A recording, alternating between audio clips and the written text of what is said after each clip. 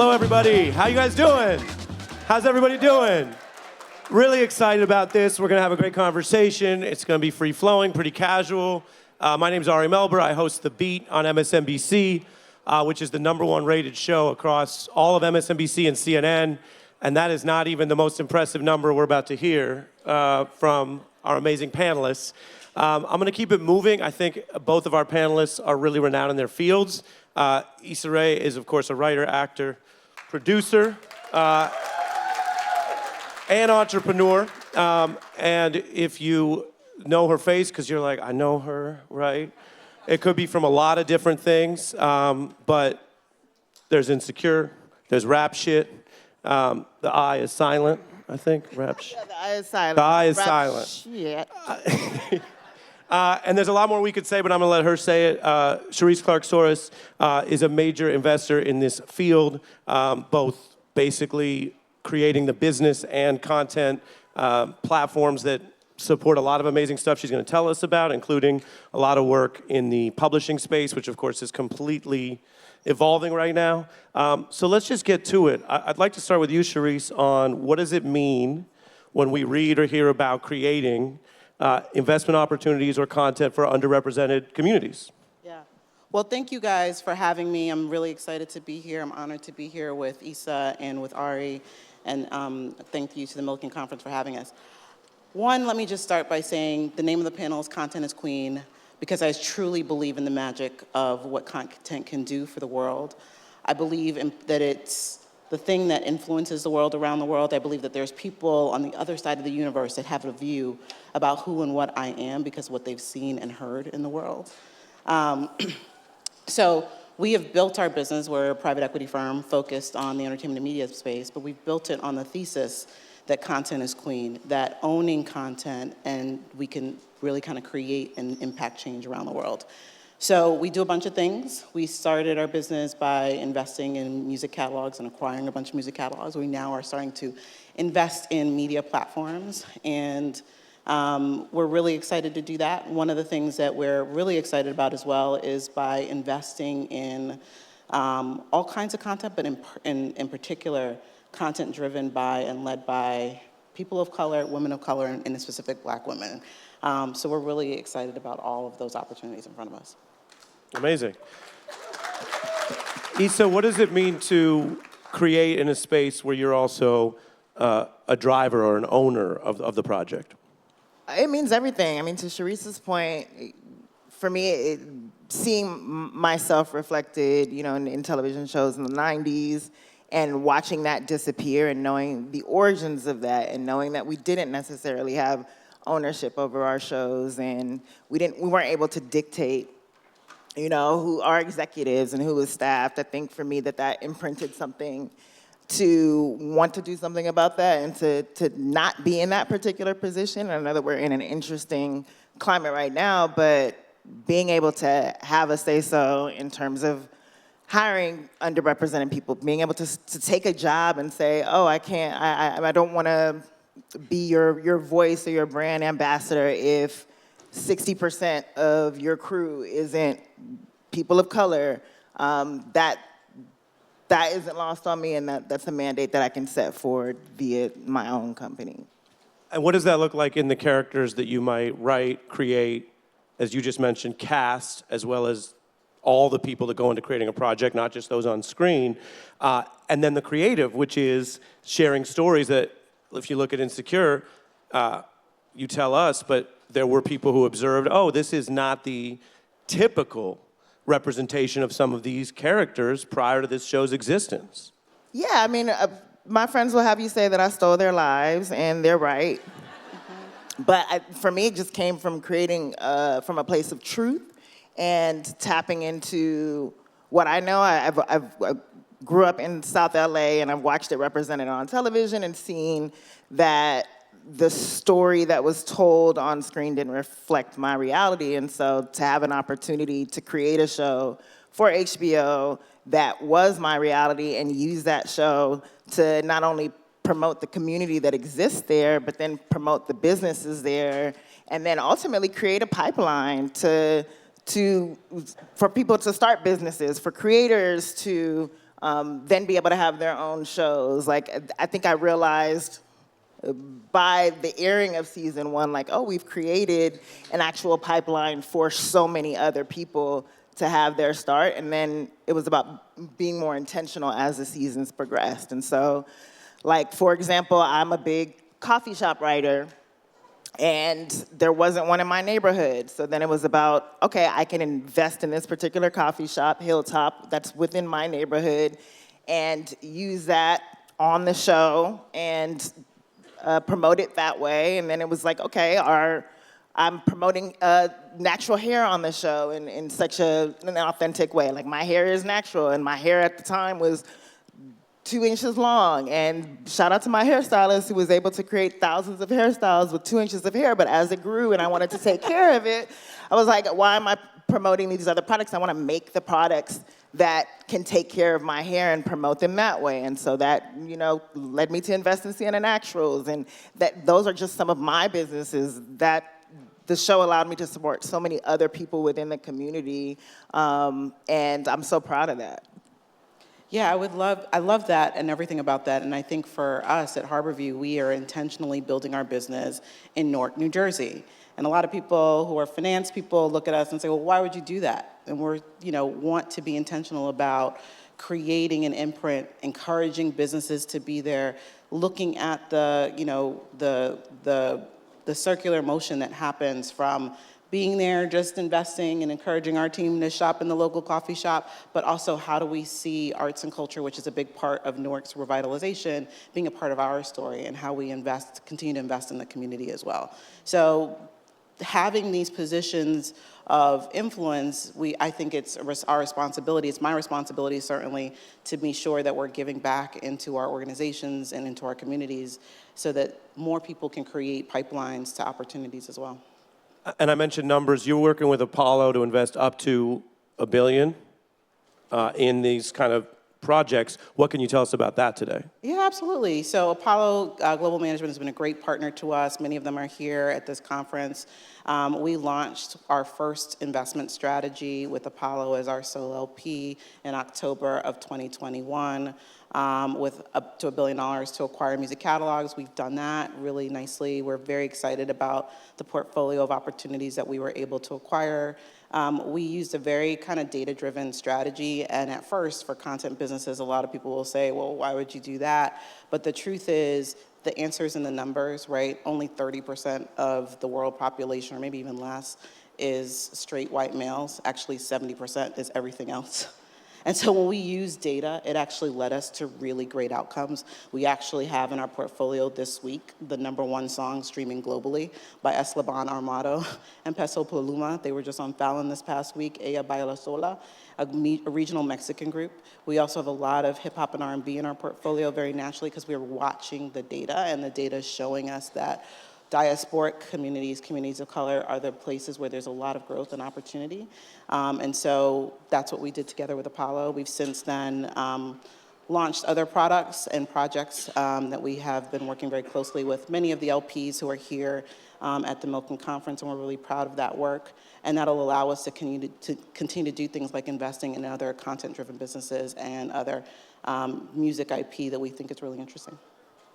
And so, Issa, when you hear this kind of evolution on the investor side, how relevant is that to you? Is it like, this is great, but you're focused on what you're doing, or this is different than some of what was out there 10, 15 years ago if you're trying to launch a show? How does that fit into what is your super busy daily schedule? I hear that, and yes, it's a little both. Things have changed so much over the last 10 to 15 years. Even hearing you say, having access to data to be able to get a sense of your imprint and the artist's imprint. I think one of the biggest changes even now is our access to that. I think when I think about, again, to go back to the 90s eras of television, and you're thinking about these writers' rooms, they were writing specifically to ratings, and so they had access to like their standing, and so you could understand your value in a sense. And I think now it's a bit different where, we don't really, we're kind of writing into a vacuum, and you don't really know your particular standing as a writer-creator. And so I think that that's a missing element on the TV film streaming side. But that's also why it's so important to have these ancillary streams. And we aren't just a media company. We're not just a television and film company. There's a music imprint as well, Raedio, and there's a management company as well, ColorCreative, and they're just different lanes that we operate in so that our eggs aren't all in one basket. Can you say more about the vacuum? Sometimes people use the term "say less," but I'm hoping you could say more. Yeah. Milken talk. It's boss talk. Because when you say the vacuum, you're referring to exactly how opaque some of the audience can be in the streaming era, and also, if you would add to that, and then Sherrese can, I think, add as well, how that fits with someone like you who was able to harness YouTube and other things to launch yourself, but now you're telling us, of course, it can be a mixed bag. Explain vacuum, walk us through that, and then Sherrese could respond. Yeah, I mean, you said it best. I came from YouTube, so I had access to my analytics. So even in creating a web series and creating a particular show, The Misadventures of Awkward Black Girl, I was obsessing about those numbers every day. I would get to see, how many views we got in a day. I would get to see where we were popular in cities and the demographic breakdown, and that was helpful in launching a college tour later on, which was a major source of income for me at the time when I wasn't making money online in the same way. And so having access to that data made me move differently and made me plan and strategize. And I think now, because there isn't much transparency, like in terms of anything that I make for any streaming services, it just prohibits me from making those strategies. And again, not really recognizing my full value or our clients' full value in certain ways. And so I think that I know that access would change so much. That transparency is just essential, honestly. Yeah, I think it'll be really interesting to watch over the next 5 to 10 years how data starts to creep back into the decision-making on film and television. I think watching and seeing how the intersection with an increasingly digital audience, right, especially as linear channels are facing headwinds with respect to people cutting cords and et cetera, I do think that there will be some moments around kind of increased transparency. You started in YouTube and then came to television. I have a feeling that things are gonna start shifting back into digital spaces that'll create more of that transparency, and then it'll show, again, the pull, the same thing that you're feeling in the music space. I see a lot right now that film and television are kind of having a similar kind of Napster-like moment that happened in the music space, and digitization and technology really created that transparency and then showed the world that the audience is bigger than a handful of things that sit at the top of the pop charts. So I do think that that'll continue to proliferate and we'll continue to democratize it. And define Napster Moment.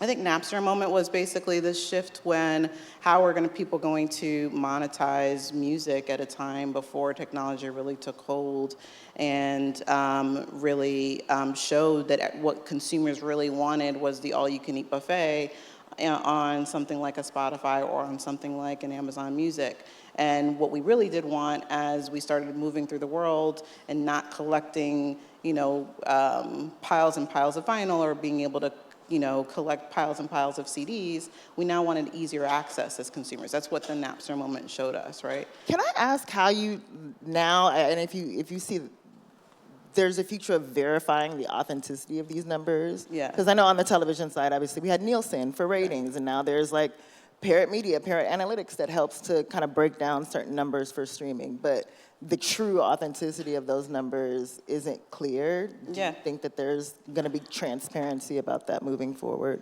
on the music side? Yeah, I think on the music side, there is a lot more transparency, right? Like, it's not a perfect lens across the globe, but it is definitely much more transparent. It's stuff that we use every single day to make decisions, and it's fairly reliable.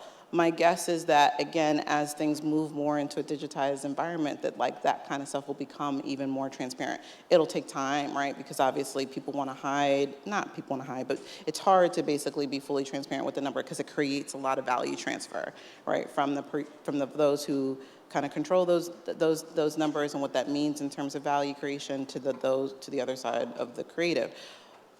But I strongly believe that as we're moving through this moment of people having to take a point of view as to how much they can spend on content, with all the proliferation of all the streaming services that exist, and there's being some rationalization, that there's going to be an opportunity on the digital side to really kind of cut through some of that and give people the transparency that they need to start making bets in the right direction. And what do you mean by value transfer? So value transfer, in my view, in that way is if this show resonates with this data and this audience, to your point around, like, my show is, the #1 stream show for this demo, and that demo happens to be the most attractive demo with respect to advertising dollars and otherwise, that should be a value transfer to those who are creating that, right? Or at least a value participation. Just to sharpen on this, you would like to see a structure, a financial model where that information, which can be powerful, would be more readily available to the creators. Yeah, but I think those creating content want that information visible too, because that lets you know how to spend. So are there things that you would love to know about stuff you've made, say not in the YouTube example, Issa, that you don't have? What would that be? Everything. I mean, honestly, there isn't, I don't get like a sheet of my demographic breakdown. I don't get our standings necessarily directly, not directly from, any provider. And So how do you know when your show is hot? you rely on social media, and even that's, that's not necessarily guaranteed. That could still be a particular niche audience, but that's still encouraged. That's still it's still a good sign when your show is talked about, but those aren't hardcore numbers. And I think, we'd benefit from those, to Sherese's point, just because there's an awareness and you're not shooting in the dark of just like, oh, this particular storyline resonated, or this ad did well, this product placement did well in this particular demo, and that we have the numbers to show that, and we can show improve. So there's so much that I don't have access to, and there's a lot that I don't know that I don't have access to. Yeah, I think that's right. And I think, I think that's right. I think there's also that same level of opaqueness exists in international markets. It has for a long time. I was just at dinner talking about this last night with someone, that the international market, for example, in film sales, and the distribution markets, mostly by a handful of people. It's not necessarily from the ground up, right? From the consumer pulling what exactly will work in various markets. So I think as people are starting to have to make rationalizations around how much they're going to spend, budgets, where they're going to spend, they're going to need more data to make that. And as that data, I think, shows itself, I think you'll start to see the same thing that we're seeing in the data, just, for example, on the music side, as to the audiences that drive. It's a global audience, it's a very diverse audience, and they actually want things that reflect their experience. Yeah, it's fascinating to hear you guys who are typically on other sides of this table talk through that. I think that's super interesting, and maybe there's follow-up to be done on sort of what would at least what you call a more transparent structure look like for certain projects, right? On a more culture, personal side, I think some people here would be interested to know, when did you feel like, oh, Issa, the YouTube pieces were hitting or resonating? When did Insecure feel like, oh, I broke through? Because something that people forget is you can be on a major platform and not be found and not be seen, and then you kind of go away. Yeah, I mean, on the web series side, a lot of people don't know that my third web series was Awkward Black Girl. I had been making content. Thank you. An awkward person in the audience. I see you, girl. And before that, I had done 2 series, and the third one was just kind of my F-It series. Like, I had been making content on the web with the goal of putting it on television, and was constantly told that content didn't have a television audience. So by the time I created The Misadventures of Awkward Black Girl, I was like, I'm not even gonna try to make this for TV, because if they're telling me that these other 2 shows that I thought were commercial weren't gonna work, they're definitely not gonna mess with this, so this is for the internet. And so just within uploading the first episode, it surpassed the numbers of my other series, and I was like, oh, this is gaining traction, and I only have 1 episode. I didn't plan for this, and it was just a constant battle of catch up. you're saying that breakthrough came when you stopped trying to make something for that imagined audience. Yeah, I mean, for an audience that I knew existed, to my credit, but the What they would television, say. as opposed to like I'm creating this with the intention to try to get noticed to get on television. For me, I was like, I'm specifically creating this for the audience that I know exists on the internet, and that was it was a shift in thought and a game changer, and it's what also made me less eager to sell it, you know, when those opportunities came, because I was like, this is specifically for the internet, and I don't want to have to compromise too much of the vision there. And then for Insecure, to your point about, like, it is hard to break through. It's hard to break through now, but it was definitely hard to break through then with a television show. And the moment that I knew that we had something was in the airing of our finale. And to go back to that social media as currency, you know, I was a heavy social media user, heavy tweeter, and the day after our finale aired, I remember logging on and just seeing that my timeline was full of people talking about these characters. And it was frightening at first because for those who don't watch the show, I accidentally named the character after me. So it looked like people were just talking shit about me online. And I was like, what did I do? And then I was like, oh my God, people are having these conversations. I didn't have to search for the show. I didn't have to search for the characters. People are literally just passionately arguing about these characters, and we made people feel something. And that was such a special moment where it felt like, okay, our work has resonated, and people are anticipating the next season in a great way. I love that. I think that's super interesting for people, whether they're in the room or watching on streaming, people who might want to grow up to be like you, or do their version of their truth, and hearing that what your process was. It also overlaps to a question I have for you that you don't know about. Okay. This ain't the AI panel that's like down the hall with Eric Schmidt, not to advertise another panel, but we did talk to the robots about you. What, the robots? The robots, yeah. ChatGPT, okay. artificial intelligence. Got it. And this is the question from AI for you, okay? Are you ready? You don't have to answer it. We're doing this? Really? Well, I'm going to read the question. All right. And then but you don't have to answer it. Part of the problem. Yes, exactly. I'm part of a lot of problems. I'm on TV every night. I'm in the media. I'm a lawyer. Oh, geez. It's a lot of problems. This is from the AI. As an artist who frequently explores the nuances of Black culture and identity in your work, how do you navigate the balance between representing a specific community and appealing to a wider audience? From the robot. What did you feed it to ask that question? Yes. I want to know the input, too. I mean, ChatGPT ain't my pet. I'm not like putting out 3 meals. You want to know what I fed it? Yeah, I want to know what keywords you put in. But then I'm going to lose my job. That's my, some days, that's the only thing we're going to have are the prompts. No, I wrote ask a series of sophisticated academic level questions for Issa Rae based on her work. Wow, okay. Do you like the question? You can look at it if you want. I don't have any issues with the question. Your work often wait, which one was it? Sorry. Oh, Sorry, it's multiple questions. The first one. I got more, but that's the first one. How do I navigate the balance between representing a specific community and appealing to a wider audience? I don't. I focus on the specific community first because that is where so much of my truth comes from, and that's the audience that I want to appeal to.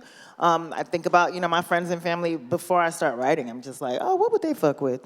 And then I continue writing from there, and then I find that, I think a lot of creators know the more specific you are, then the more that spreads. Then people want to be like, oh, what are they talking about over there?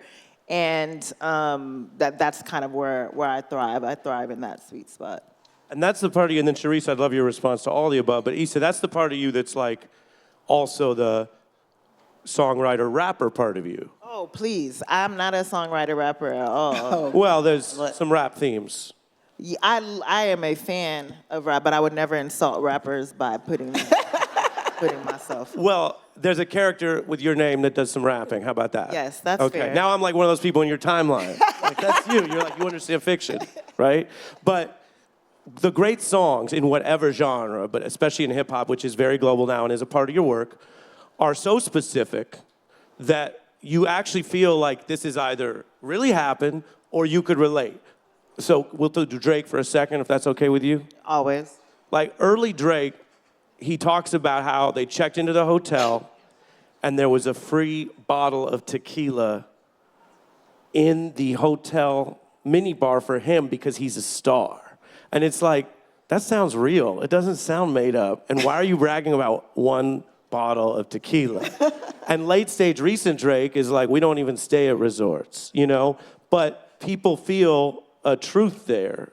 Is that also what you're channeling, right? It's so specific to experiences of you and people you know that it hits real.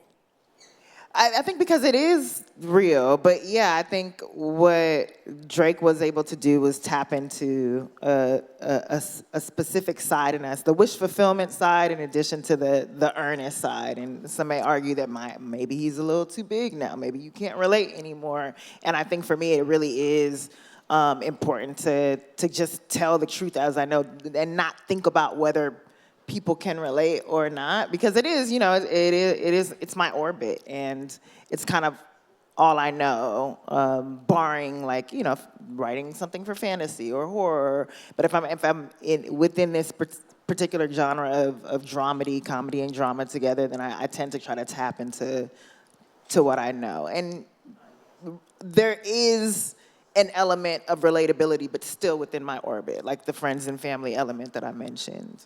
I would say that I see that back to like being the investor and looking for things from a data perspective. When you lead from a place of authenticity, it's easier for me when I have to talk to like investor types who want to be in our ecosystem to lead from a place of data. And we believe in it and we do it because it leads to all the things and it leads us to a great return for the people that we serve, which are, employees and retirees around this country, candidly, and great foundations and endowments that do great work. But the thing that we see in the data, but also importantly, we know as who we are, is that when you're leading from a place of authenticity around content creation, people want to come in. So that's why hyper-local content is doing really well, whether it's, again, regional Mexican music being the #1 song globally this week, or things like seeing things like Insecure and wanting to go into that world and be part of the experience that you have with your friends and your family and telling it from the most authentic place, it actually resonates with a wider audience. I think when you try to water things down to be too available to everyone, you lose the thing that is the most attractive to it. And so I really believe strongly that like the authenticity lens is what actually is gonna do the best from an economic perspective as well. Take that, Chat GPT. Yeah. Like that. We only have 2 minutes left, so I want to do a lightning round, which is in a word or a sentence answers, if you can do them. I thought it was over when. I thought it was over when? Oh, Jesus. Oh, wow.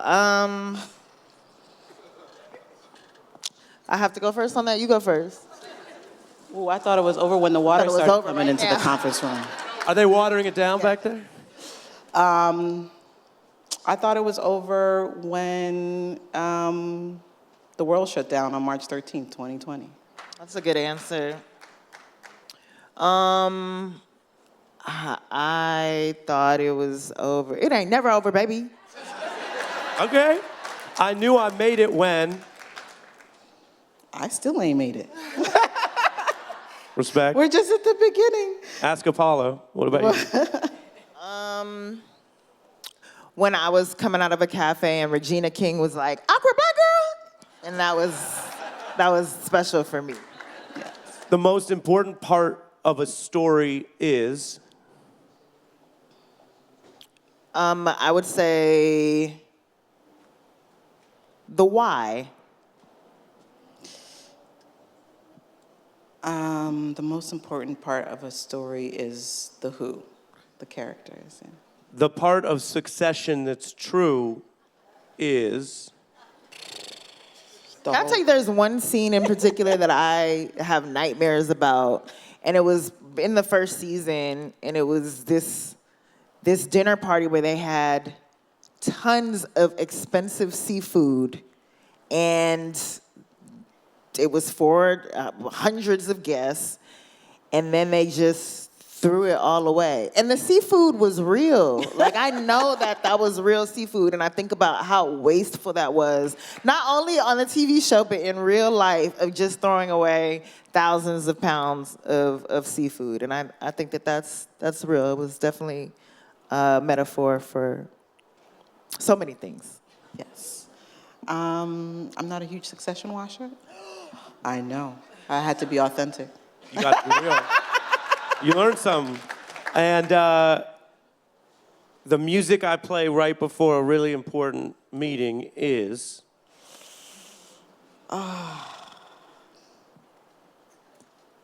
One song, Lil Scrappy, You Don't Want No Problems, is a favorite of mine. It gets me pumped up every time.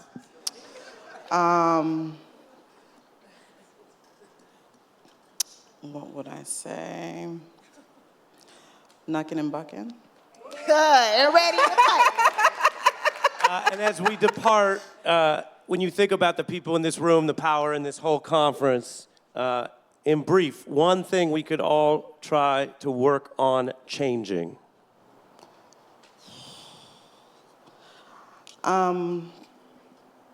Gosh, there's so many things, but I think if we're at the Milken Conference and capital is a core piece of the conversation, it's getting capital in hands of amazing entrepreneurs that look like the stage, that look like the world, because we don't only serve ourselves, we serve our broader communities. And so I would leave the conference with that. I agree. I can't say it better. You're co-signing. I co-sign it. Give it up for Sherrese and Issa. Thanks, everyone. Thank you so much. Thank you, guys. Thank you, Ari.